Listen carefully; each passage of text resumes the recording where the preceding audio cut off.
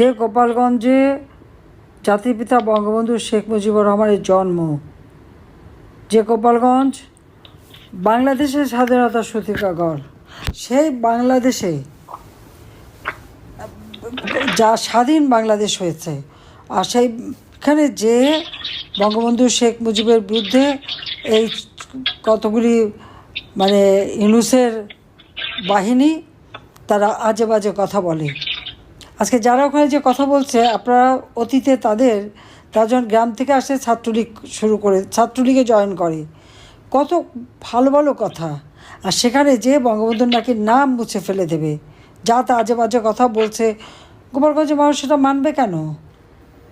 এবং তখনই আপনারা দেখেছেন কীভাবে তারা ওই বাজে কথা বলার পর স্বাভাবিক তারা চেয়ার ভেঙেছে, তাদের ধাওয়া দিয়েছে। হ্যাঁ, এত ভয় পেয়েছে তাদেরকে সেনাবাহিনী পাঠিয়ে তাদেরকে উদ্ধার করে নিয়ে আসে, আর পাখির মতো গুলি করে এক এক করে আমাদের কত মানুষকে হত্যা করেছে। ওই দিনই পাঁচ জন মানুষকে গুলি করে হত্যা করে, এরপরে কারফিউ জারি করে, 144 ধারা দেয়, ব্ল্যাক আউট করে, ঘরে ঘরে যে গোপালগঞ্জ, চুঙ্গিপাড়া, কোটালীপাড়া, মকসুদপুর, কাশিয়ানী প্রত্যেকটা জায়গায় তারা ঘরে ঘরে যে সেখানে মানুষের উপর অত্যাচার, নির্যাতন এবং কত মানুষকে যে নির্বিচারে হত্যা করেছে তার কোনো হিসাবই পাওয়া যাচ্ছে না। এই অবস্থা 15 বছর 16 বছরের ছেলেপেলে থেকে শুরু করে তাদেরকে গ্রেপ্তার করে আজকে বিভিন্ন জেলায় জেলায় নিয়ে তাদেরকে রেখে দিয়েছে। গুলি খাওয়া আহত তাদের হাসপাতালে নিয়ে গেছে গোপালগঞ্জে।